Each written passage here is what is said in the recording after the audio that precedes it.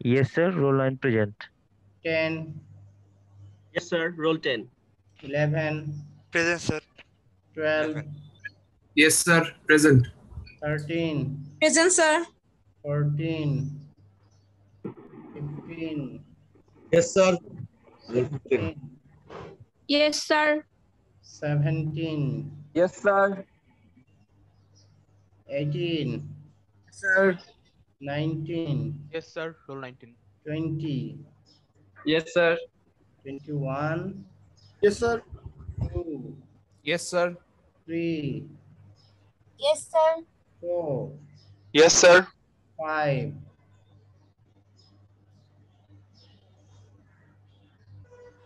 6, 7, Yes, sir. 8, 9, Yes, sir. 30, Yes, sir. 31, Yes, sir. 33, Yes, sir. 34, Yes, sir. 35, 36, 7, Yes, sir. 38, Present, sir. 39, Yes, sir. 40, Yes, sir. 41, Yes, sir. 42, Yes, sir. 44, Yes, sir. 45, 46, Sir, 46. Sorry, sir. 46. 47, Present, sir. 47. 48, 49, Yes, sir. 50, Yes, sir. 15 batch, 22, 17, Yes, sir. 13 batch, 29, 12 batch, 19, Yes, sir.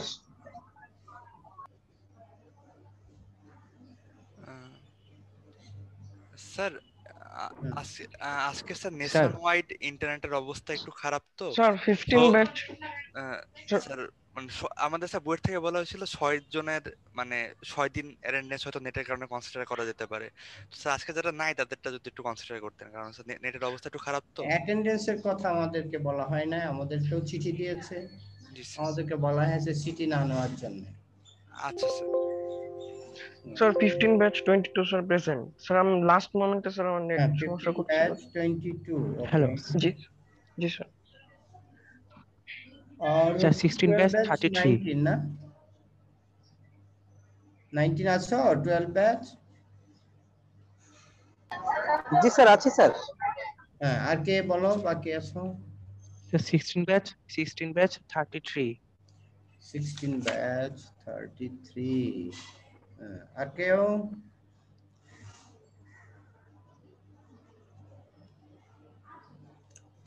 Sir 46 কে হয়েছে 16 ব্যাচে? 16 batch 46, হ্যাঁ। Okay sir, thank you.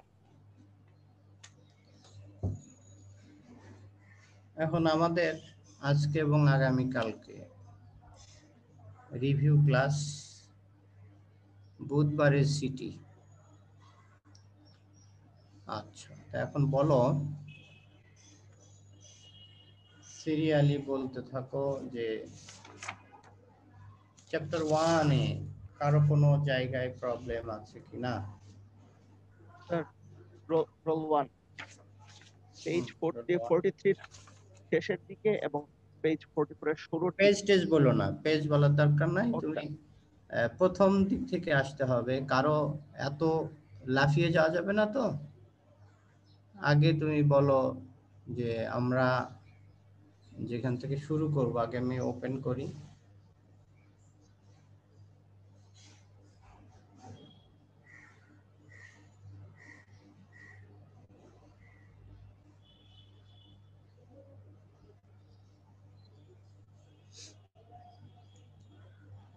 Serially না গেলে তো ঝামেলা হয়ে যাবে, বুঝছো না?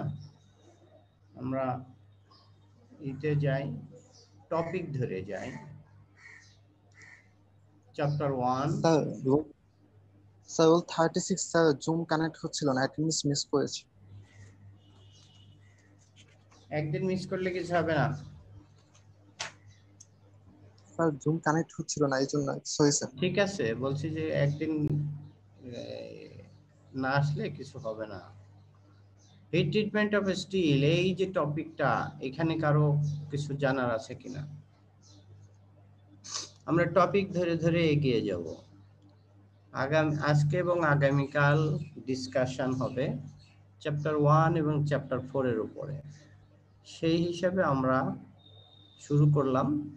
এখন প্রথমেই আমরা যেটা দেখতে চাচ্ছি, হিট ট্রিটমেন্ট অফ স্টিল যে টপিকটা আছে, এখানে কারো কিছু জানার আছে কিনা। সিরিয়ালি আমি যাইতে থাকছি আর কি।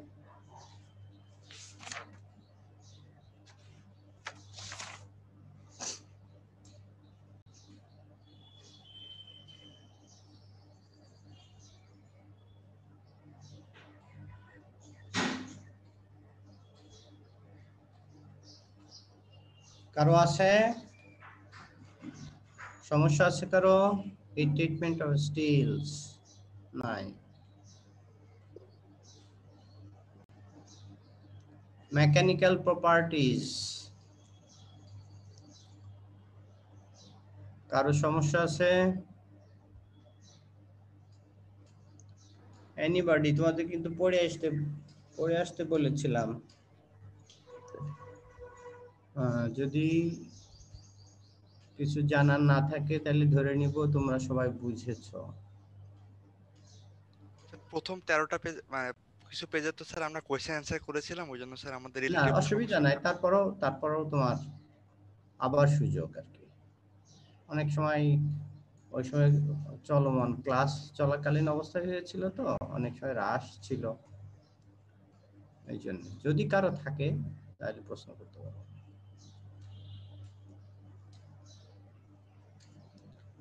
Effect of residual elements, next topic.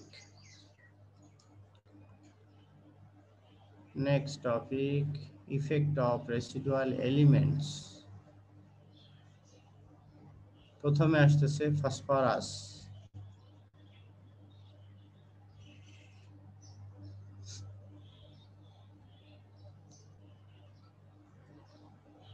এরপরে আসলো সিলিকন,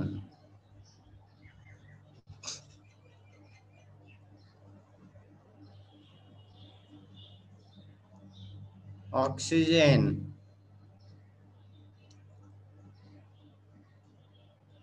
হাইড্রোজেন, সালফার, টিন,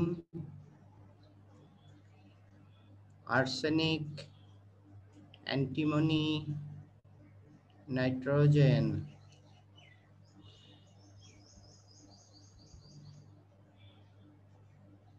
এবার আসলো alloy still.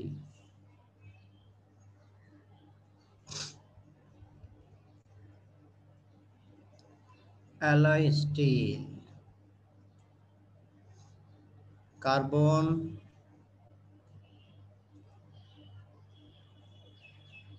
Manganese,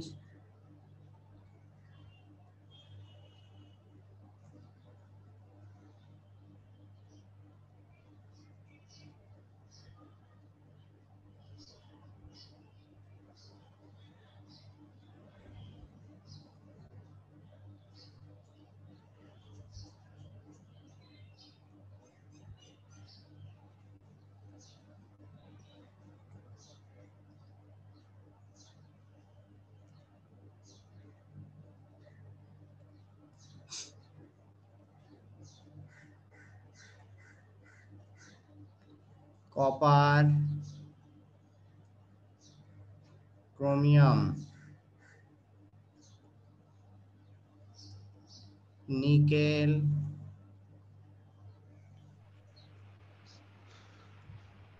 vanadium,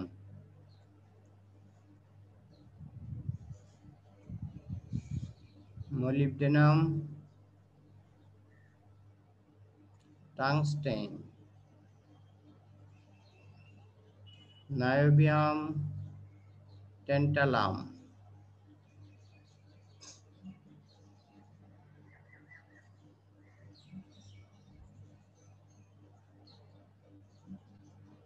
titanium. Sir titanium নিয়ে কোশ্চেন ছিল। বলো।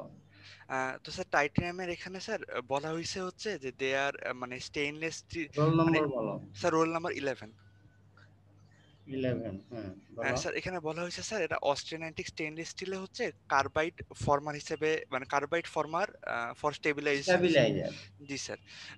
তো যেটা হচ্ছে ইন্টারগ্রানুলার করোশনকে রিডিউস করে। এখন স্যার টাইটানিয়াম অক্সাইড যদি আমি, সরি টাইটানিয়াম যদি স্যার থাকে তাহলে স্যার ইউটেক্টয়েড পয়েন্টটা স্যার আপনি বলেছিলেন যে উপরে শিফট করে যায়। তো স্যার এই দুইটা জিনিস স্যার কিভাবে রিলেটেড, যে যদি উপরে শিফট করে যায় ওটা কার্বাইডকে কিভাবে স্টেবিলাইজ করতেছে, এই ইফেক্টটা না, একটু আলোচনা ওইটা করবেন? উপরে উঠে যাওয়াটা হচ্ছে তার আলাদা অ্যাকশন।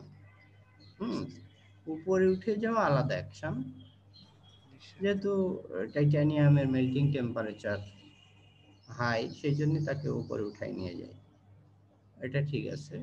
আর অন্য অ্যাকশনটা যেটা হচ্ছে,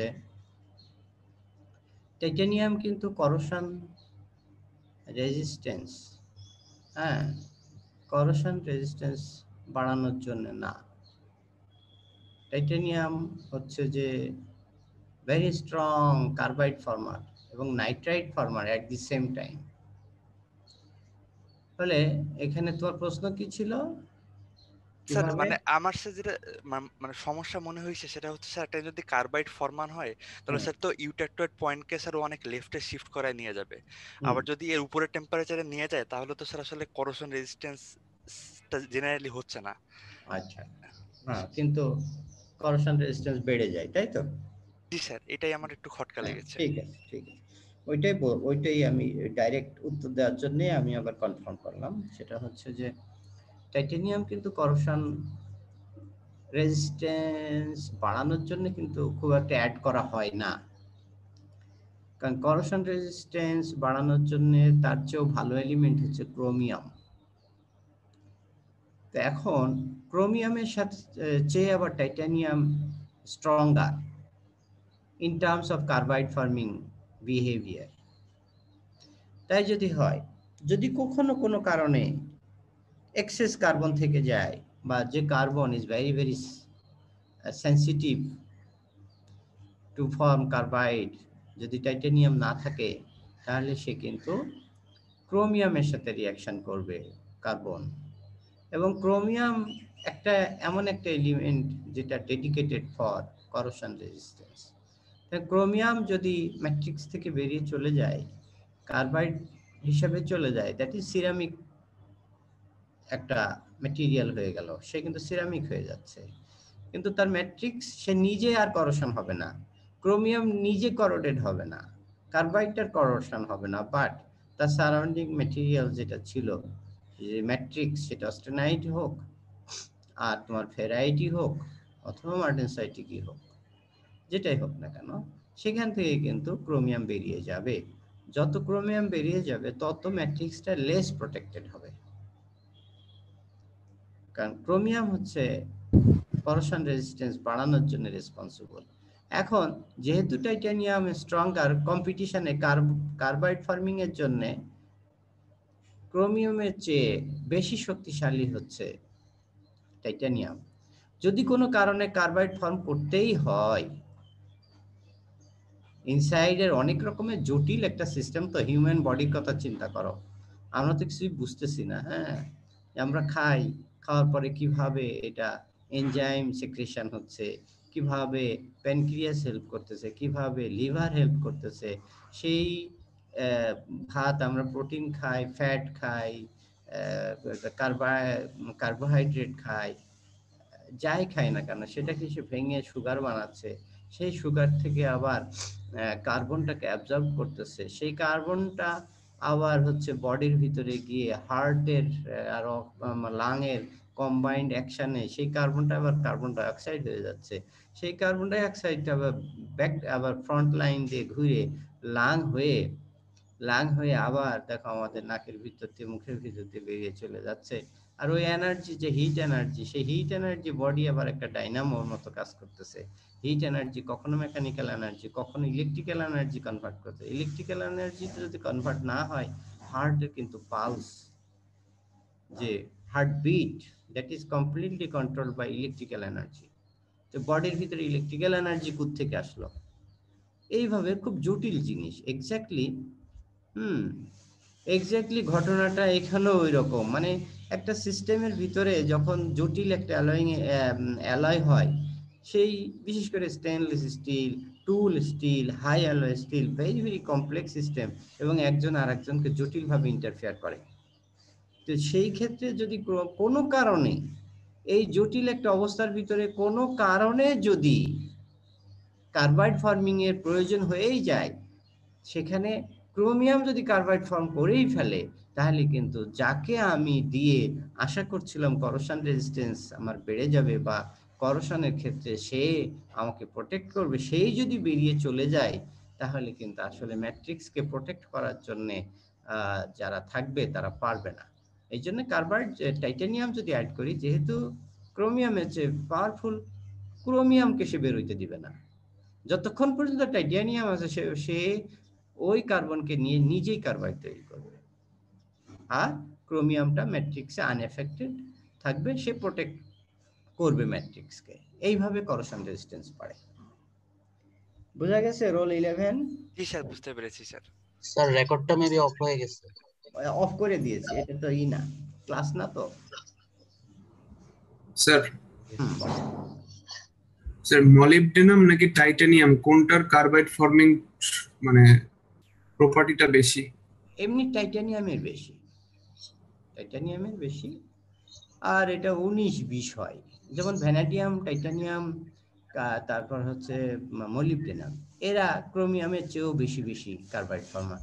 এখন ওই যে বললাম না, যে জটিল একটা এনভায়রনমেন্টে গিয়ে কখনো কখনো পরিবেশ, যেমন মনে করো নাইট্রোজেন যদি থাকে, টাইটানিয়াম কিন্তু very very strong carbide nitrite former, সে নাইট্রোজেনের সাথে রিঅ্যাক্ট করে আউট হয়ে গেল। এখন কিন্তু কার্বাইড ফর্ম করার জন্য মলিবডেনাম এগিয়ে আসবে। তো এইরকম আসলে সিস্টেমটা খুবই জটিল। In general titanium, vanadium, molybdenum খুব কাছাকাছি। হ্যাঁ স্যার আরেকটা প্রশ্ন। হ্যাঁ বলো, কত রোল নম্বর কত তোমার? স্যার 12। Roll number 12। স্যার কোশ্চেনটা হচ্ছে স্যার একটা এএসএম হ্যান্ডবুক, সেখানে দেখেছিলাম যে মলিবডেনাম হচ্ছে নিকেলকে রিপ্লেস করতে পারে। মানে কোন কোন প্রপার্টিকে রিপ্লেস করবে আসলে দেখেছো ঠিকই, বাট মলিবডেনাম কিন্তু, হ্যাঁ, যদি মলিবডেনাম কিন্তু রিয়েলি নিকেলের রিপ্লেসমেন্ট হয় না,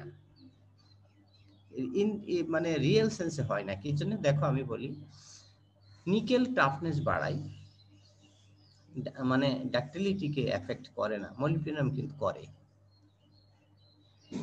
তাহলে দেখতেছো সব জায়গায় কিন্তু এটা হবে না।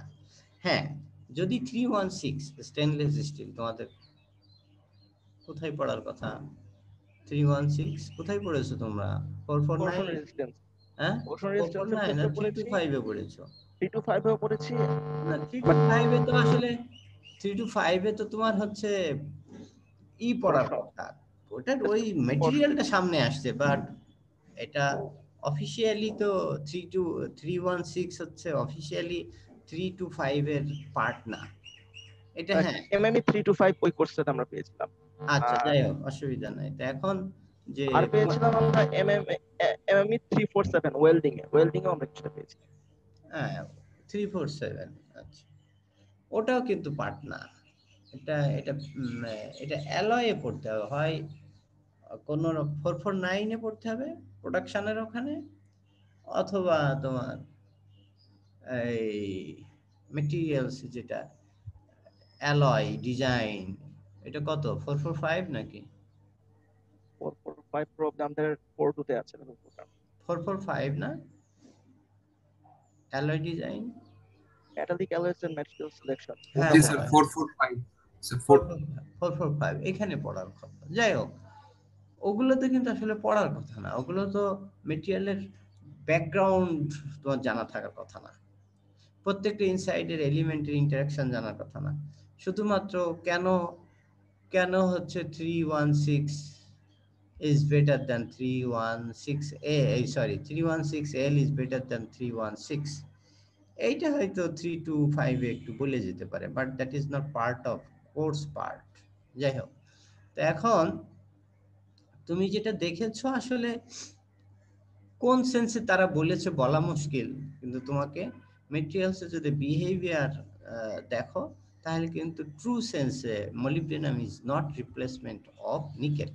এরপর আসো, নিকেল যদি তুমি মনে করো, নিকেলের যদি করশনের কথা চিন্তা করো, দেন মলিবডেনাম করশন কিছুটা বাড়ায়, বিশেষ করে ক্লোরাইড এনভায়রনমেন্টে মলিবডেনাম বেটার সার্ভিস দেয়। তো সেই ক্ষেত্রে তোমার মলিবডেনাম আবার নিকেল ও করশন রেজিস্ট্যান্স বাড়ায়। সেই সেন্সে তুমি বলতে পারো যে দুইজন একই গ্রুপের এবং একজনকে দিয়ে আরেকজনকে রিপ্লেস করা যায়, বাট প্রবলেম হচ্ছে molybdenum is very very expensive. কখনোই মলিবডেনামকে দিয়ে নিকেলকে রিপ্লেস করা এটা বুদ্ধিমানের কাজ নয়। স্পেশাল ক্ষেত্রে যেমন মনে করো নিউক্লিয়ার পাওয়ার প্ল্যান্টের প্রেসার ভেসেল, যেখানে মলিবডেনামের একটা গোপন হিডেন একটা রোল আছে। সেই হিডেন রোলটা হচ্ছে যখন রেডিয়েশন হয়, রেডিয়েশনের কারণে মাইক্রোস্ট্রাকচারাল চেঞ্জ হয়, রেডিয়েশনের কারণে ওর ভিতরে ফসফরাসের মুভমেন্ট এবং বেশি বেশি ডিসলোকেশন তৈরি হয়। রেডিয়েশনের কারণে মেটেরিয়ালসের স্ট্রাকচারের ভিতরে বেশি বেশি ডিসলোকেশন তৈরি হয়। এই ডিসলোকেশন যত তৈরি হবে তত ফসফরাসটা ম্যাট্রিক্স থেকে বেরিয়ে ওই ডিসলোকেশন বাউন্ডারিতে চলে আসবে। আর যত ফসফরাস ম্যাট্রিক্স থেকে বেরিয়ে এসে ডিসলোকেশন বাউন্ডারিতে চলে আসবে তত ওই মেটেরিয়ালটা এমব্রিটেলড হয়ে যাবে। এটা আমার কাজ ছিল, পিএইচডি করেছিলাম তখন এটা আমার পিএইচডি থিসিসের ছোট্ট একটা অংশ ছিল। সে মলিবডেনাম গ্রেন বাউন্ডারিতে যখন চলে আসে তখন ওই গ্রেন বাউন্ডারিতে single atomic layer, double layer, এইভাবে যেই ডবল লেয়ার ফর্ম করে ফেলে তখনই ওই লেয়ারটা সিরিয়াসলি সিরামিক মেটেরিয়াল, এটা ফসফাইড ফর্ম করবে, iron phosphide, another type of ceramic material, absolutely no ductility is there, ফলে সে ব্রিটেল হয়ে যায়। এই সমস্ত ক্ষেত্রে যদি আমি টাইটানিয়াম মলিবডেনাম দেই, তাই মলিবডেনাম এখনো কিন্তু এইটার পিছনে রিয়েল কারণটা কি সায়েন্টিস্টরা বের করতে পারে নাই। মলিবডেনাম যখন দেওয়া হয় তখন সে ট্রায়াঙ্গুলার ফর্মে চলে যায়। তোমরা জানো হাইড্রোকার্বনের যে বন্ডিং থাকে, মানে কার্বনের চার হাত বাড়িয়ে দিলে চারজনকে সে আটকে ধরে।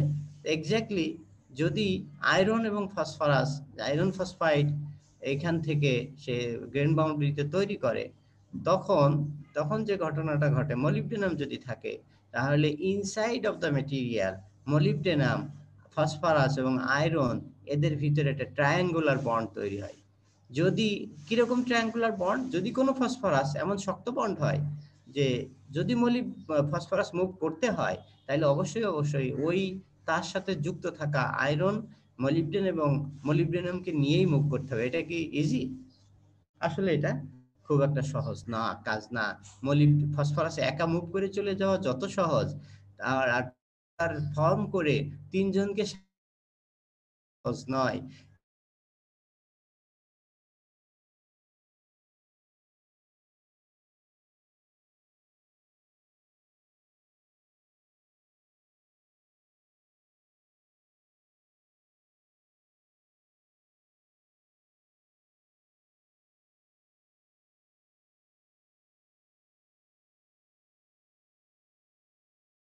প্রয়োজন হয়, যেটা সম্ভব হয় না। আর এই কারণেই যেহেতু ফসফরাসের মুভমেন্ট হয় না, সেই হিসাবে মেটেরিয়ালটা এমব্রিটেলড হয় না। দেখো এইরকম মানে হাইটেক অ্যাপ্লিকেশনের জন্য, হাইটেক মানে আউটকামের জন্য মলিবডেনাম অ্যাড করা হয়, কিন্তু ইন জেনারেল মলিবডেনাম দিয়ে নিকেলকে রিপ্লেস করা হয় না বিকজ অফ এক্সপেন্স কনসার্ন। বুঝতে পেরেছো? Roll number 12। জি স্যার। আর কারো কিছু আছে? স্যার আমার একটা কোশ্চেন ছিল স্যার। বলো কোথায়, কিসের উপরে? Sir titanium. হ্যাঁ বলো। টাইটানিয়াম বা টাংস্টেন বা এই টাইপের যারা আছে এরা কত তো roll strong number? Carbide form. Sir roll number 21। 21? জি স্যার। হ্যাঁ বলো। টাইটানিয়াম, টাংস্টেন বা নিওবিয়াম এরা তো স্যার স্ট্রং কার্বাইড ফর্ম, মানে আয়রন থেকে এদের কার্বাইড ফর্মিং এর যে মানে চান্স অনেক বেশি, তাই না স্যার? যদি স্যার মানে ব্যাপারটা কি এই রকম হবে যে টাইটানিয়াম বা এরা মানে কার্বাইড ফর্ম করার পরে দেন যদি স্যার আমার কার্বন বাকি থাকে দেন হচ্ছে আয়রন কার্বাইড তৈরি হবে? হ্যাঁ, তোমরা যে জিনিসটা আমরা কিন্তু আয়রন কার্বাইড চাই না। আয়রন কার্বাইড চাই না কেন? দেখবা যত স্টেনলেস স্টিল আছে দুই একটা ভ্যারাইটিস বাদে 2 দিয়ে শুরু যে সিরিজটা, এখানে দুই একটা ভ্যারাইটিসের ভিতরে একটু কার্বন বেশি থাকে। সব জায়গায় কিন্তু কার্বনের পার্সেন্টেজ 0.1 এর চেয়ে কম থাকে। এটা 0 ম্যাক্সিমাম রেঞ্জই রাখা হয় 0.08%, হ্যাঁ ম্যাক্সিমাম। আর যদি অস্টেনাইটিক হইতে হয় তাহলে ভালো অস্টেনাইটিক হইতে হয় সেখানে 0.06, হ্যাঁ এই টাইপের রেঞ্জ মেনটেন করা হয়। এখন এই একমাত্র কারণ কার্বন কম রাখার, আমি যদি কার্বন বেশি রাখতে পারতাম তাহলে কিন্তু আমার এত বেশি অ্যালয়িং এলিমেন্ট দেওয়ার প্রয়োজন হতো না, কারণ স্ট্রং ম্যাটেরিয়াল বানানোর জন্য আমাকে কিন্তু অন্যান্য অ্যালয়িং এলিমেন্ট অ্যাড করতে হয় স্টেনলেস স্টিলের ভিতরে, মানে ম্যাট্রিক্সটাকে স্ট্রং করার জন্য। তোমরা দেখেছো কার্বনের ইফেক্ট অন স্ট্রেংথেনিং ইজ মানে very very sharp, very sharp. তাহলে আমি কার্বন দিচ্ছি না কেন? কারণ কার্বন যদি দিয়ে ফেলি তাহলে যেটা হবে, সেই পিওর আমরা Fe3C যেটা বলি, আসলে পিওর ফর্মে Fe3 ক্রোমিয়াম যখনই থাকে তখন পিওর ফর্মে Fe3C পাওয়া খুব কঠিন হয়ে যায়, সেখানে কিছু কিছু ক্রোমিয়াম চলে আসে। এরপরে Fe3C7, হ্যাঁ Fe3C24, এই যে নানান রকমের কার্বাইড আছে, কিন্তু সেই সমস্ত কার্বাইডে কোনোটায় ক্রোমিয়াম বেশি, কোনোটায় মলিবডেনাম বেশি, কোনোটায় হচ্ছে ভ্যানাডিয়াম বেশি। এই তার ধরন অনুযায়ী আমরা পড়বো টুল স্টিলে যখন যাব, দেখবা জটিল জটিল কার্বাইডের কি অবস্থা। হ্যাঁ, তো সেই যে কার্বাইড ফর্ম করতেছে, কার্বাইড ফর্ম যাতে না করতে পারে চান্স আছে বলেই কিন্তু আমরা আগে থেকেই মানে বিপদ মুক্ত থাকতে চাই। এই জন্য চেষ্টা করা হয় যত কম কার্বন রাখা যায় এই জন্য। কিন্তু তারপরও প্রসেসিং এর কারণে তোমার মনে করো যে তোমরা স্টিল 449-এ পড়ার কথা, যখন স্টিল মিলে এই অ্যালয়গুলো অ্যাডজাস্ট করা হয় তখন কখনো তোমার রিডিউসিং স্ল্যাগ, কখনো অক্সিডাইজিং স্ল্যাগ, লাইনিং কখনো অক্সিডাইজিং কখনো রিডিউসিং, এগুলো করে এগুলো মেনটেন করা হয়।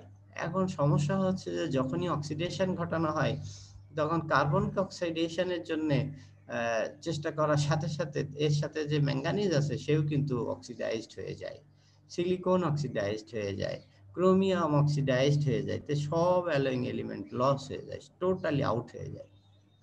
এবং সেখান থেকে চেষ্টা করা হয় আউট হয়ে অক্সাইডে যে স্ল্যাগের ভিতরে যায় সেখান থেকে আবার এনভায়রনমেন্ট ক্রিয়েট করে ব্যাক ডাইরেকশনে নেওয়ার চেষ্টা করা হয়। তো এগুলো কিন্তু ভেরি ভেরি এক্সপেন্সিভ অ্যাফেয়ার। যত কার্বনকে তুমি জিরোতে নিয়ে যাওয়া, 0.01, ইয়েস 0.01 আমি রাখতে পারি, বাট 0.01-এ নেওয়ার জন্য যে অক্সিডেশন লেভেলটা তোমাকে মেনটেন করতে হবে তাতে কিন্তু ওর ভিতরে কিছুই থাকবে না, সবাই আউট হয়ে যাবে। তো এটা কমার্শিয়ালি পিওর আয়রন হয়ে যাবে, তখন কিন্তু তোমাকে নতুন করে আবার সব অ্যালয়িং এলিমেন্ট অ্যাড করতে হবে। That is very very expensive affair. এই জন্য চেষ্টা করা হয় যে আমি যাকে ফাইনাল কম্পোজিশনে আমি যাকে রাখবো তাকে কত কম বের করে দিলে আমি এই মেটেরিয়ালটাকে ওই পার্টিকুলার মানে গ্রেডের ভিতরে ফেলতে পারবো। এটা কিন্তু এটা বিগ রিসার্চ ফিল্ড, এবং এই জন্যই বিভিন্ন রকমের বললাম যেটা এই এলডি প্রসেস, ক্যালডি প্রসেস, হ্যাঁ বেসিক অক্সিজেন প্রসেস, এই যে যত রকমের প্রসেস তৈরি হয়েছে সবগুলোই একমাত্র কারণই কিন্তু এই আমাদের এই ইকোনমিক্যাল মেটেরিয়াল বানানোর জন্য। তো আমরা আসলে চেষ্টা করি যে কার্বন স্টেনলেস স্টিলের যে অ্যালাইং এলিমেন্ট যে প্রোটেক্ট করবে স্টিলটাকে, যে আসলেই তাকে স্টেনলেস স্টিল রাখবে, সেই এলিমেন্টটা হারিয়ে যাওয়ার সম্ভাবনা থাকে কার্বন বেশি থাকলে। এই জন্য চেষ্টা করা হয় কম কার্বনের। হ্যাঁ, তারপরও এই কম কার্বনের কারণেও আবার হারিয়ে যেতে পারে। এই জন্যই তোমার বিভিন্ন রকমের এই অ্যালোয়িং এলিমেন্টগুলো দিয়ে তাকে আমরা স্ট্যাবিলাইজার বলা হয়। অনেক সময় টাইটেনিয়ামকে কার্বাইডের স্ট্যাবিলাইজার বলা হয়, কারণ সে নিজেই একটা মোর স্টেবল কার্বাইড তৈরি করে রাখে। সে নিকে ক্রোমিয়াম গিয়ে ধাক্কাধুক্কি করে পারে না, কারণ যার শক্তি বেশি সে তো ওইটা নিয়ে বসে থাকবে, সেখান থেকে আর বের করে নিয়ে আসা কার্বনকে সম্ভব। ফলে ক্রোমিয়াম কি করবে, সলিড সলিউশন তৈরি করে থাকবে ফেরাইটের সাথে, এবং ওই ফেরাইটের সাথে যখনই ক্রোমিয়াম সলিড সলিউশন তৈরি করে থাকলো, যতক্ষণ থাকলো ততক্ষণ ওই ফেরাইটটা প্রোটেক্টেড। বাউন্ডারি কন্ডিশন যদি 11 থেকে 12% ক্রোমিয়াম থাকে। এই হচ্ছে ওভারঅল আসলে একটা জটিল সিনারিও, মানে স্ট্রেট ফরওয়ার্ড কিছু না, একটার সাথে আরেকটা ইন্টারাকশন হয়। অনেক সময় দেখা যায় যে আরেকটা এলিমেন্ট আছে, যে এলিমেন্টের কারণে, এটা তোমরা 213 তে পড়েছো, টার্নারি ফেজ ডায়াগ্রাম। টার্নারিতে আসলে রিয়েল সেন্সে যদি বলা হয়, আমাদের কোনো অ্যালাইং সিস্টেমই কিন্তু টার্নারি না, আরো জটিল, ঠিক কিনা? টার্নারি হ্যান্ডেল করতে আমাদের মাথা খারাপ হয়ে যায়। তাহলে যদি তার চেয়েও আরে মাল্টিপল টাইমস এর জটিল একটা ফেজ ডায়াগ্রাম হয়, কিভাবে হ্যান্ডেল করা যাবে? তারপরেও মোটামুটি কমন সেন্স অ্যাপ্লাই করে এইটার অ্যাকশন ওই রকম, ওইটার অ্যাকশন এরকম, এইভাবে ধরে ধরে আলটিমেটলি ইঞ্জিনিয়ারিং ম্যাটেরিয়াল গুলো ডেভেলপ করা হয়। হ্যাঁ, তারপরে আর কারো আছে, বুঝতে পেরেছো? আরেকটু স্যার, যে বললেন স্যার যে টার্নারি কত রোল নম্বর কত? Sir roll 3। হ্যাঁ, বলো কি বলতে চাচ্ছ? যে বললেন টার্নারি ফেজ ডায়াগ্রামটা কনসাল্ট করা হচ্ছে হার্ডার, তাহলে স্যার আমি যখন একটা রিয়েল স্টিল মিলে প্রসেস ডিজাইন করব, তখন স্যার আমি কিভাবে গেস করব যে এই টেম্পারেচারে কি কি ধরনের কম্পাউন্ড ফর্ম হতে পারে আমার এখানে? হ্যাঁ, সেখানে তুমি বলেছো যে টার্নারি ডায়াগ্রাম এমনিতেই কমপ্লেক্স, তার চেয়েও কমপ্লেক্স রিয়েল যে কোনো ম্যাটেরিয়াল, তাহলে আমি কিভাবে গেস করব, তাই না? এই জন্য তোমাকে রিলেটিভ, ওই যে এখানেই তুমি আনসার পেয়ে যাবা যে একটা সিস্টেমের ভিতরে আয়রন আছে, কার্বন আছে, মলিবডেনাম আছে, ক্রোমিয়াম আছে, আয়রন আছে, ক্রোমিয়াম আছে, কার্বন আছে, টাইটানিয়াম আছে। ভালো কথা, যদি থাকে তুমি কিন্তু আগেই শিখে ফেলেছো যে titanium is stronger carbonate former than chromium. এবার তুমি কেমিস্ট্রি হিসেবে চলে যাও, টাইটানিয়ামের সাথে কি ধরনের কার্বাইড সে ফর্ম করে, তার সে এটা কি টিআইসি না টি2সি না টি3সি কি ফর্ম করে সেটা তুমি আগে দেখো, এবং ওই টাইটানিয়ামকে 100% এক্সস্ট করার জন্য, মানে অ্যাবজর্ব করার জন্য ওই মানে কতটুকু কার্বন পর্যন্ত থাকলে এই আমার অ্যাডেড টাইটানিয়াম, আমি যদি উল্টোভাবে বলি যে এর ভিতরে 0.1% কার্বন আছে, এই 0.1 কার্বন এর ভিতরে রুম টেম্পারেচারে 0.008% কিন্তু এটা ইনহারেন্টলি ম্যাট্রিক্স ফেরাইটের ভিতরে থেকে যাবে। এটা নিয়ে আমার মাথা ব্যথার কোনো কারণ নাই। বাকি যে কার্বন থাকবে সেই কার্বনটাকে অ্যাডজাস্ট করানোর জন্য আমার কতটুকু টাইটানিয়াম লাগবে, সেই পরিমাণ টাইটানিয়াম যদি তুমি অ্যাড করে দিতে পারো, যদি অ্যাড করতে পারো তাহলে ওই কার্বন টোটালি সে কিন্তু অ্যাবজর্বড হয়ে গেল। এখন আর ক্রোমিয়ামের কোনো রকমের সুযোগ নাই। এই রিলিফের মতো 10 প্যাকেট আসছিল রিলিফ, 10 জন মানুষ গেছে, এটা 10 প্যাকেট শেষ হয়ে গেছে। এখন 11তম ব্যক্তি একটু দেরি করে গেছে, সে কিন্তু টাইটেল শেষ, টোটাল আয়োজনই শেষ। আর যদি সময় মতো যায়, প্যাকেট তো 10টা, প্যাকেট 10টা গেছে 11 জন, আসলে 10 পর্যন্ত দিয়ে 11 নম্বর লোক কিন্তু আসলে পাবে না, 11 নম্বর লোক আসলে রিলিফের জিনিস পাবে না, তাহলে সে খালি হাতে ফেরত আসবে। একইভাবে আমি যদি বুঝতে পারি যে টাইটানিয়াম এতটুকু দিলে যে পরিমাণ কার্বন আছে ফুললি এক্সজস্টেড হয়ে যাবে, ফুললি কার্বাইড ফর্ম করে যাবে, তাহলে ক্রোমিয়ামের আর কোনো রকম সুযোগ নাই। এই রকম তোমাকে কিছুটা কমন সেন্স অ্যাপ্লাই করে করে টার্নারির বিয়ন্ডে যে সমস্ত কেসগুলো থাকবে তোমাকে মানে একটা দিক নির্দেশনা দিতে হবে, এর বাইরে কিন্তু নাই। কারণ যদি তুমি ইন টার্মস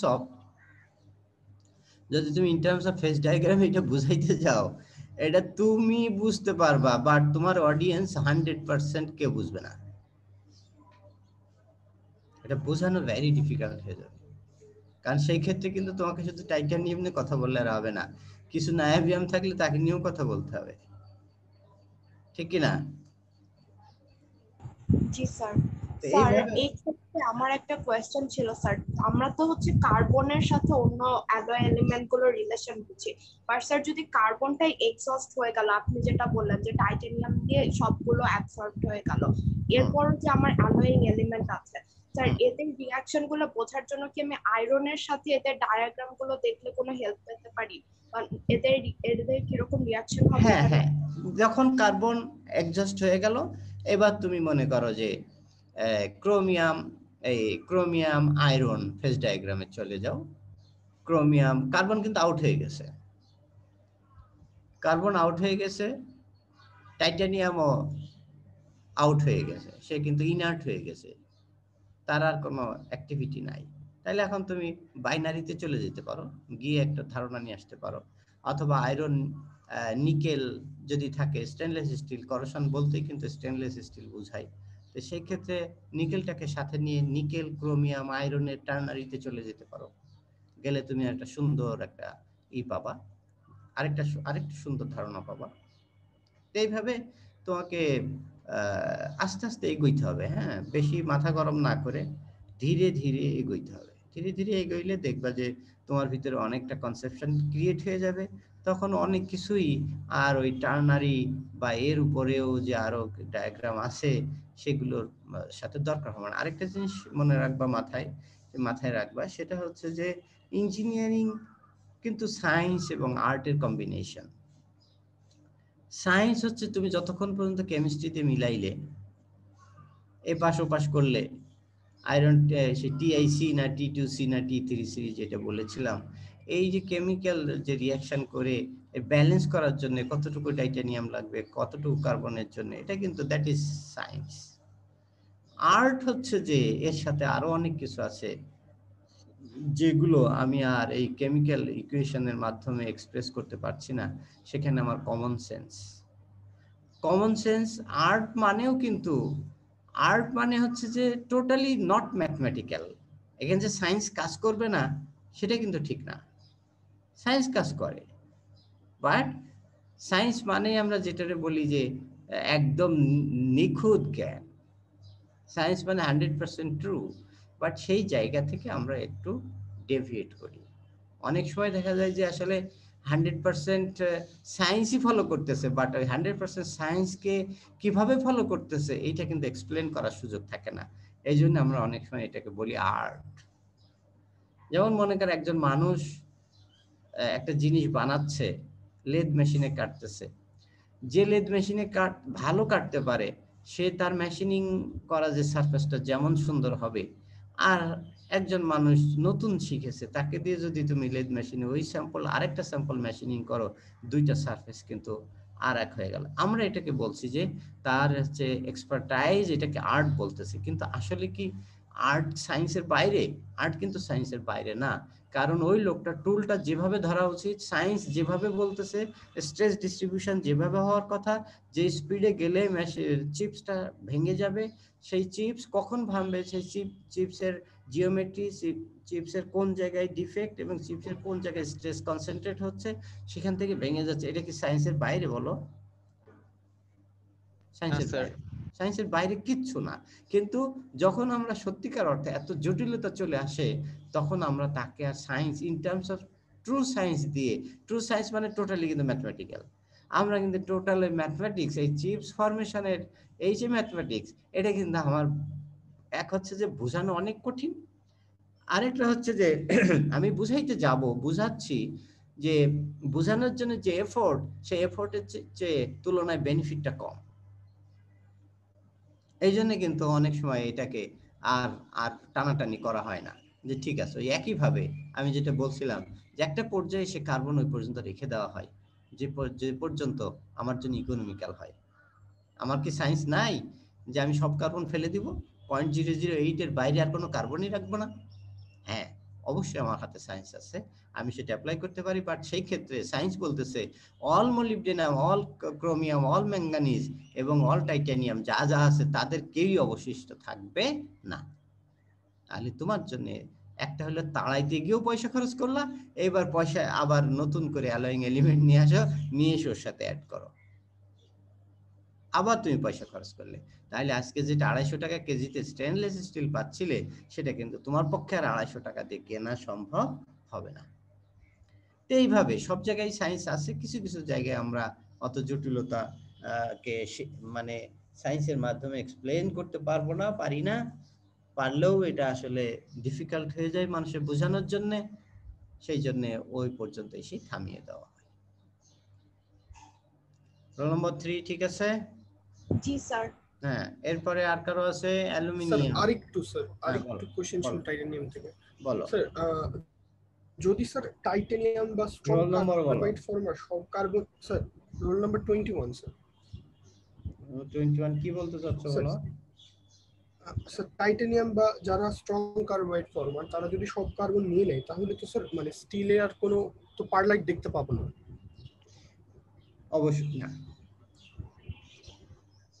তাইলে স্যার এই টাইটানিয়াম দাও তুমি কখনোই পারলাইট দেখো না। জি স্যার। তারপরে ফেরাইটিক স্টেনলেস স্টিলে কখনো তুমি পারলাইট দেখো না। আসলে তো পারলাইট নাই, স্টেনলেস স্টিলে পারলাইট নাই, তো শুধুমাত্র একটা স্টেনলেস স্টিল আছে যেটা বলছিলাম 2 দিয়ে একটা সিরিজ আছে, যেটা দিয়ে মার্টিনসাইটিক স্টেনলেস বানানো হয়। এটা কাটিং মানে ক্ষয় কমানোর জন্য একটু কার্বনটাকে বেশি রাখা হয়, সেখানে একটু পারলাইট হয়। বাট সেই পারলাইটটাও কিন্তু রিয়েল সেন্সে মাইক্রোস্ট্রাকচারের ভিতর তুমি অ্যাবসলিউটলি দেখতে পারবে না, কারণ that one has been transform to, এটা হচ্ছে টেম্পার্ড মার্টেনসাইট, সেখানে কোনো পারলাইটের এক্সিস্টেন্স নাই। তো সেই সেন্সে যদি আমি বলি যে সত্যিকার অর্থে স্টেনলেস স্টিলে কখনোই তুমি পারলাইট দেখতে পারবে না।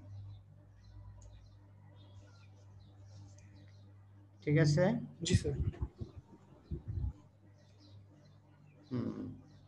এবার আমি অ্যালুমিনিয়ামে যাচ্ছি।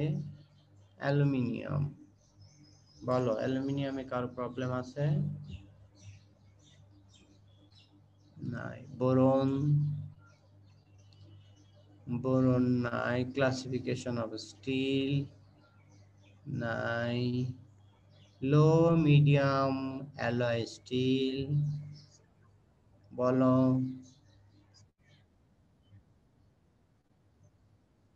হ্যাঁ, ওয়েদারিং স্টিলটা আগে তোমাকে বুঝতে হবে যে কি জিনিস, সেটাকে বুঝো। ওয়েদারিং স্টিলটা কিন্তু আসলে এটা কোনো সিভিয়ার এনভায়রনমেন্টে ওয়ার্ক করবে না। ইভেন সমুদ্রের ধারেও সে কিন্তু ওয়ার্ক করবে না। সমুদ্রের ধারে ওয়ার্ক করবে না কেন? কারণ সেখানে থাকে কি থাকে? ক্লোরাইড আয়ন থাকে। ওয়েদারিং স্টিলের ভিতরে কিন্তু মলিবডেনাম দেওয়া হয় না, আর যদি দেওয়া হয় তাহলে ওইটা দিয়ে আর স্ট্রাকচারাল স্টিলের জন্য ব্যবহার করা খুব দুরূহ ব্যাপার হয়ে যায়।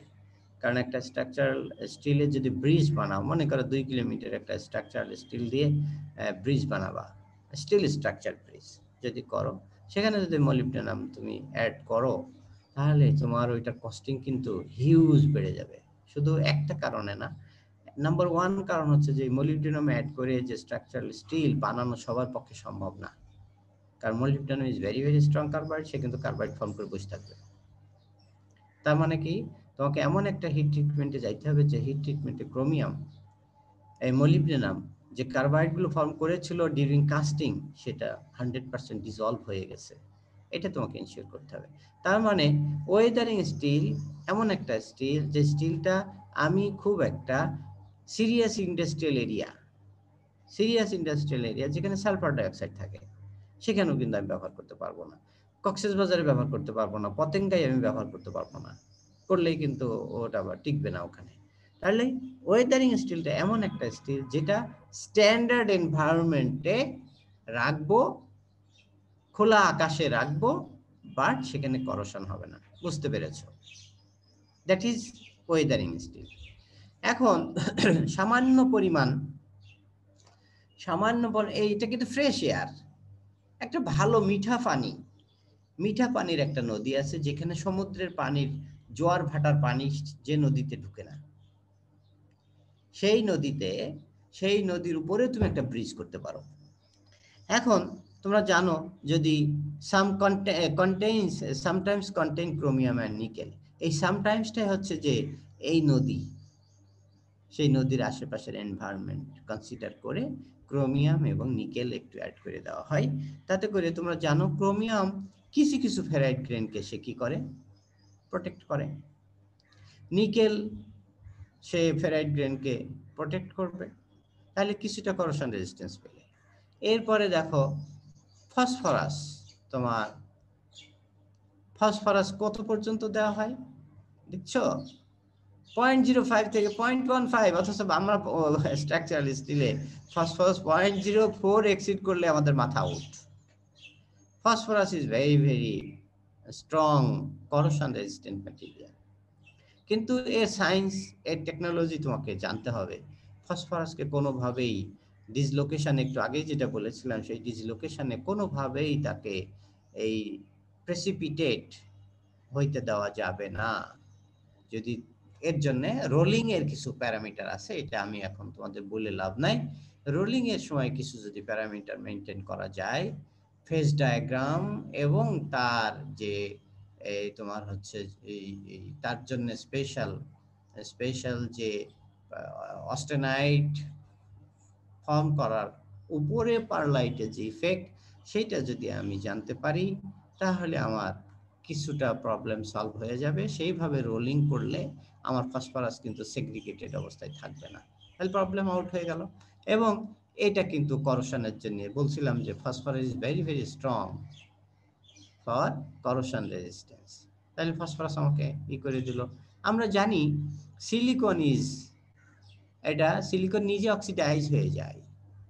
যখন একটা স্ট্রাকচারাল স্টিল তৈরি হলো, সেই স্ট্রাকচারাল স্টিলের ভিতরে সিলিকনের সবচেয়ে বড় সমস্যা হচ্ছে সিলিকন কিন্তু ভেরি ভেরি স্ট্রং গ্রাফিটাইজার।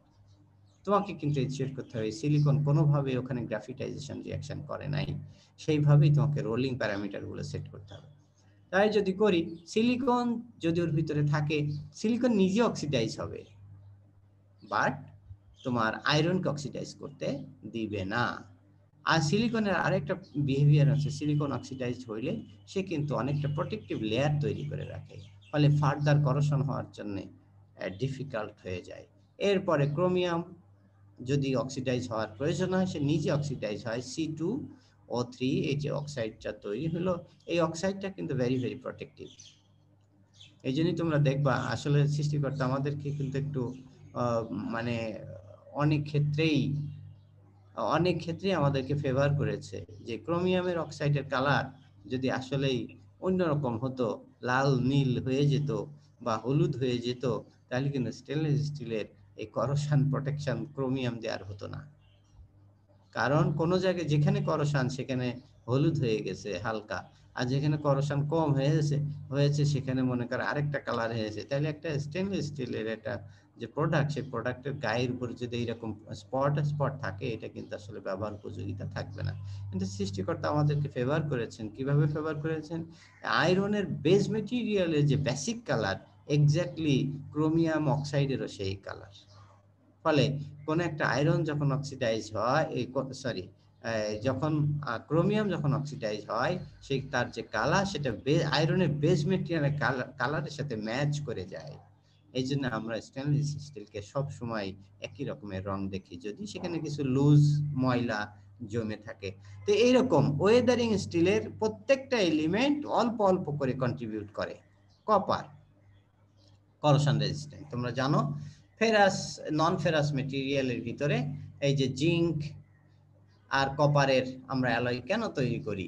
এই যে ব্রাশ, ব্রোঞ্জ, টিন দিয়ে তৈরি করি, ব্রোঞ্জ ব্রাশ তৈরি করি জিঙ্ক দিয়ে, base material copper. Copper is very অনেক জায়গায় অনেক এনভায়রনমেন্টে copper is very corrosion resistance material. তাহলে অ্যাটমসফেরিক এয়ারেও সে কিন্তু করোশন রেজিস্ট্যান্ট।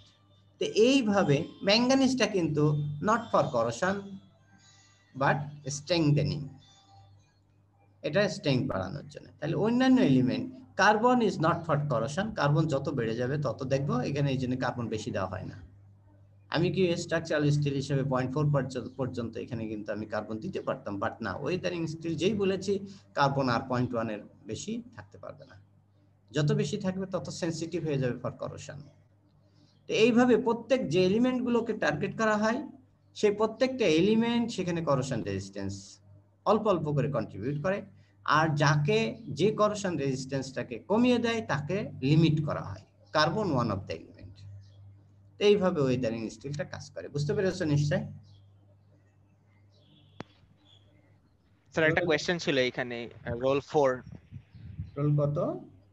Sir roll 4। হ্যাঁ বলো। 28। রোল 4 কি বলতেছো বলো? যে আপনি বললেন যে সিলিকন হচ্ছে স্ট্রং গ্রাফিটাইজার, তো আমাদের ওটা নিয়ে একটু মানে সচেতন থাকতে হবে। কিন্তু স্যার এখানে তো কার্বন পার্সেন্টেজ তো অনেক কম, তো এত কম কার্বন পার্সেন্টেজে কি আমাদের গ্রাফিটাইজিং পটেনশিয়াল নিয়ে কনসার্ন হওয়ার রিজন আছে? না, রিজন নাই, বাট এটা তোমাকে মাথায় রাখতে হবে। আমরা আমাদের এক্সপেরিয়েন্স থেকে বলতেছি, অনেক সময় ওয়ার্কিং এনভায়রনমেন্ট, এই মানে ম্যানুফ্যাকচারিং এনভায়রনমেন্ট, সেখানকার স্ট্রেস এবং স্ট্রেন রেট, এই লট অফ কম্বিনেশনের কারণে অনেক জায়গায় কিন্তু আমরা এরকম মানে একটা carbon still 0.2% carbon still, 0.3% carbon still rolling করে বানিয়েছে, সিলিকনের পার্সেন্টেজ একটু বেশি। বাট এই যে স্ট্রেস স্ট্রেনের যে একটা গেম, এটাকে থার্মোমেকানিক্যাল যে একটা গেম, থার্মাল ইনপুট এবং মেকানিক্যাল ইনপুটের এই যে কম্বিনেশনের কারণে প্লাস ইনসাইডের কিছু ইন্টারাকশন অফ আদার এলিমেন্টের কারণে অনেক জায়গায় কিন্তু সেগ্রিগেটেড পারলাইট পাওয়া যায়। দ্যাট ইজ দ্য মানে প্রো গ্রাফিটাইজেশন রিয়াকশন। এরকম সে ফুললি গ্রাফিটাইজড হয় নাই, বাট প্রো একটা কন্ডিশনে চলে এসেছে। That is not good for mechanical properties. একটা পারলাইট ইনট্যাক্ট থাকবে আর একটা পারলাইট সেগ্রিগেটেড থাকবে, তুমি কি বিশ্বাস করো একই রকমের প্রপার্টি হবে? না, এইরকম মানে হবে না। তুমি ঠিকই ধরেছো, ট্রু সেন্সে এটার হওয়ার চান্স খুবই কম, বাট তোমাকে কিন্তু সচেতন থাকতে হবে। ঠিক আছে? জি স্যার। স্যার আরেকটা কোশ্চেন ছিল এখানে ডি নাম্বারে, সেটা হচ্ছে যে এই যে স্যার মাইক্রো অ্যালয়িং এর সাথে ডিসকন্টিনিউয়াস ইল্ডিং এর সম্পর্কটা কি, মানে কেন হয় মাইক্রো অ্যালয়িং এর কারণে? Exhibit discontinuous yielding behaviour. এটা হচ্ছে যে আমরা 447 আরো ভালো পড়বো। এটা সিরিয়েশন হয়, ডিসলোকেশন যখন, আমি অল্প কথা একটু বলে যাই, যখন লোড দেওয়া হয়, যখন ইল্ডিং হয়, ইল্ডিং হওয়া মানে কি? Dislocation, start of dislocation, significant অ্যামাউন্টে স্টার্ট অফ ডিসলোকেশন। লোড দেওয়ার সাথে সাথেই কিন্তু ডিসলোকেশন তৈরি হয়, সাথে সাথেই তৈরি হয়। বাট ইল্ডিং এ হয় যেহেতু ক্রস সেকশন চেঞ্জ হওয়া শুরু হয়, সেই সময়ে সিগনিফিকেন্ট অ্যামাউন্টে ইল্ডিং হয়। সিগনিফিকেন্ট অ্যামাউন্টে যে yielding, that situation is fully controlled by dislocation formation. তাহলে ওই সময় অনেক ডিসলোকেশন হবে। যত ডিসলোকেশন হবে তত অ্যালয়িং এলিমেন্টগুলো আসলে অ্যালয়িং এলিমেন্টের অ্যাকশন পরে আসতেছি, যত ডিসলোকেশন তৈরি হবে তত মেটেরিয়াল হয়ে যাবে আনস্টেবল। ঠিক কিনা? Yes sir.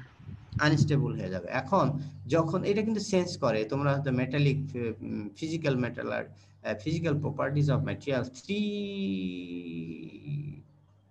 3231 নাকি এটা? Physical property of materials, it's a 323.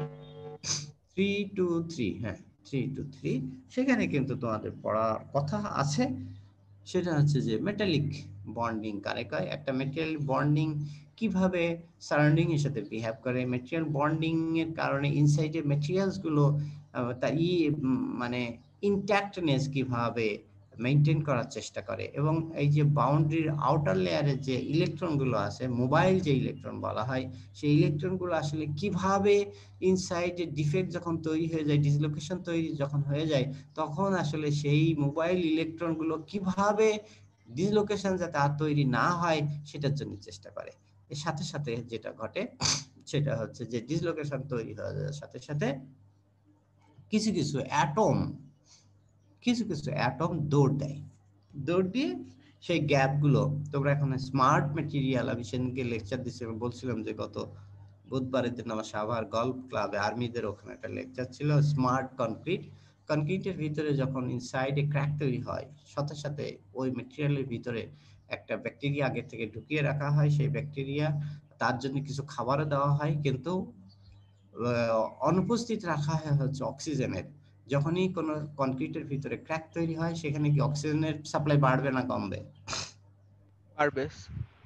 এই বেড়ে গেল, যেই অক্সিজেনের সাপ্লাই বেড়ে গেল তখন ওই ব্যাকটেরিয়া তার খাবার রেডি আছে, বাট অক্সিজেন ছাড়া সে ওই খাবারটা খাইতে পারে না এবং তার শরীর থেকে তখন যে বিষ্ঠা বলো যাই বলো ওই জিনিসটাও কিন্তু বেরোতে পারে না। তাহলে যেই ক্র্যাক তৈরি হয়ে যাচ্ছে সাথে সাথে অক্সিজেন সাপ্লাই বাড়তেছে, তার সারাউন্ডিং থেকে সে ব্যাকটেরিয়া তার সারাউন্ডিং খাবার আছে, এখন সে খাবার খাওয়া শুরু করলো। খাবার খাইলেই তার শরীর থেকে তো কিছু বেরোবে, ঠিক কিনা? যে শরীর থেকে যেটা বেরোবে that is calcium carbonate. Ultimately যে খাবারটা দেওয়া হয় সেই খাবার দাবার খেয়ে টেয়ে নিয়ে যেটা তৈরি হবে সেটা ক্যালসিয়াম কার্বনেট, সাথে আরেকটা জিনিস। তো ওই কি বেরোলো ওইটা নিয়ে আমার মাথা ব্যথা নাই, আমাদের মাথা ব্যথা হচ্ছে যে ক্যালসিয়াম কার্বনেট তৈরি করা। Calcium carbonate is very very তোমার স্ট্রং এবং একটা স্টোন, তো তাই না? ক্যালসিয়াম কার্বনেট তো একটা স্টোন, এটা হচ্ছে আমরা লাইমস্টোন বলে থাকি। সেই লাইমস্টোন ওই ক্র্যাকের ভিতরে, এখন যে মজার ঘটনা, লাইমস্টোনের ভলিউম রিয়াকশন করে ক্যালসিয়াম অক্সাইডের সাথে, ক্যালসিয়াম হাইড্রোক্সাইড বা ক্যালসিয়াম অক্সাইডের সাথে। এখন লাইমস্টোনের volume is higher than calcium oxide. তাই যদি হয় সে যেটা নিয়েছিল তার বডির, সে যতটুকু খেলো আর বের করলো আরো বেশি, ফলে বের করার ফলে যে খাবার ওখানে যতটুকু ছিল সেই খাবারই সে খেলো, কিন্তু অক্সিজেন যেহেতু এর সাথে অ্যাড হয়েছে ভলিউমটা বেড়ে গেছে। ওই এক্সট্রা ভলিউম ওই ক্র্যাকের ভিতরে এখন তার শরীর থেকে বেরোবে এবং ক্র্যাকের ভিতরে আস্তে আস্তে আস্তে আস্তে ওটা ভরাট করে ফেলবে, ফলে স্ট্রেসের কনসেন্ট্রেশন হইতে পারবে না। ক্র্যাক যদি ফিল আপ হয়ে যায় স্ট্রেসের কনসেন্ট্রেশন হবে না। তো এখন তুমি যেটা বলতেছো যে কিভাবে কন্টিনিউয়াস ডিসকন্টিনিউয়াস হয়, হ্যাঁ, যখনই ক্র্যাক তৈরি হয় তখন লোডটা কি ডাউনে যায় না উপরে যাওয়ার কথা? জি স্যার। স্ট্রেস স্ট্রেন কার্ভে যখন ক্র্যাক তৈরি হলো, তৈরি হওয়ার সাথে সাথে লোড নেওয়ার ক্যাপাসিটি বাড়ে না কমে? কমে। কমে মানে কার্ভটা কিন্তু ডাউনে যাবে, ঠিক কি না? জি স্যার। আমি যদি সাথে সাথে রিপেয়ার করে দিতে পারি ইনস্ট্যান্ট রিপেয়ারিং সিস্টেম, তাহলে কি স্ট্রেস কনসেন্ট্রেশন হবে? না। না যদি হয় তাহলে ওই যে ডাউনে যাচ্ছিল ওটা থামবে না বাড়বে? থেমে যাবে। থামবে না, মানে কন্টিনিউ করবে? থেমে যাবে। থেমে যাবে। এবার আসো স্ট্রেন হার্ডেনিং এর সাথে যোগ হচ্ছে। বললাম না প্রত্যেকটা সিস্টেম কিন্তু ভেরি ভেরি কমপ্লেক্স এবং তোমাকে এইভাবে বুঝতে হবে। যত মেটেরিয়ালস এর ইনসাইডে ঢুকে প্রত্যেকটা এলিমেন্ট, প্রত্যেকটা মাইক্রন লেভেল, ন্যানো লেভেলের কথা চিন্তা করে যখন মেটেরিয়ালসকে এক্সপ্লেন করতে পারবা তখন তোমার কাছে সবকিছু পরিষ্কার হয়ে যাবে। তাহলে আমি কিন্তু মাইক্রো ক্র্যাক তৈরির কারণে যে ধরনের ইফেক্টটা কার্ভটা ডাউনওয়ার্ড হচ্ছিল আমি কিন্তু সেটা থামিয়ে দিয়েছি, কিন্তু এর সাথে যেটা যোগ হচ্ছে strain hardening process is continuing. যদি স্ট্রেন হার্ডেনিং কন্টিনিউ হয় তাহলে মেটেরিয়ালটা স্ট্রং হচ্ছে না দুর্বল হচ্ছে? স্ট্রং হচ্ছে। তাহলে সে কিন্তু আবার জীবন ফিরে পেয়েছে, আবার সে উপরে উঠে যায়। এই যে উপরে উঠে যাওয়া নিচেই নেমে যাওয়া, that is discontinuous. G sir, বুঝতে পেরেছি। যতবার রিপেয়ার হবে ততবার ডিসকন্টিনিউয়াস হবে, যতবার ক্র্যাক তৈরি হবে, হ্যাঁ, যখন রিপেয়ার করতে না পারবা তখন কি হবে? তোমার জীবন শেষ। জি স্যার। আর কিন্তু রিপেয়ার হবে না। অনেক মানুষ আছে না হসপিটালে, হ্যাঁ এখন কিছুটা ভালোর দিকে আছে, হঠাৎ করে শোনা গেল যে আস্তে আস্তে না আর রিপেয়ার হচ্ছে না। কালকেই আমি একটা পেশেন্টের জন্য, আমার বুয়েটেরই, খুবই দুঃখিত, ওনার গ্র্যাজুয়ালি ওনার করোনা হয়েছে, গ্র্যাজুয়ালি অক্সিজেন লেভেল বেড়ে যাচ্ছে, একসময় কমতেছিল হঠাৎ করে আবার বাড়া শুরু হয়েছে, এখন 40 লিটার পার আওয়ারে যাচ্ছে, ক্রিটিক্যাল অবস্থায় আছে আর কি। যাই হোক, বুঝতে পেরেছো তাই না? জি স্যার। আমাদের সময়ও মনে হয় জি স্যার আমাদের ল্যাব আছে, কিন্তু স্যার হ্যাঁ, আমাদের lab। কালকে কিন্তু ক্লাস নাই স্যার, কালকে কিন্তু ছুটি সরকারি। কাল কি বার? স্যার মঙ্গলবার। মঙ্গলবার তো আমাদের ক্লাস আছে। মানে স্যার কালকে মানে ছুটি আর কি, সরকারি ছুটি। ও কাল কিসের বরাতের ছুটি, হ্যাঁ? সবে বরাতের ছুটি। ও আমি জানি না আসলে, আমি ডায়েরিটা দেখি, ক্যালেন্ডার দেখি না, যাই হোক। হ্যাঁ ঠিক আছে, তোমরা যদি আগ্রহ হও তাও এটা আবার আমাকে একটা মেল করতে হবে। সে অল স্টুডেন্টের সাথে কনসাল্ট করে আমাকে যদি সম্মতি দেয়, আই এম রেডি। অসুবিধা নেই, একটা মেল করতে হবে সিআর। জি স্যার। ঠিক আছে, ওকে।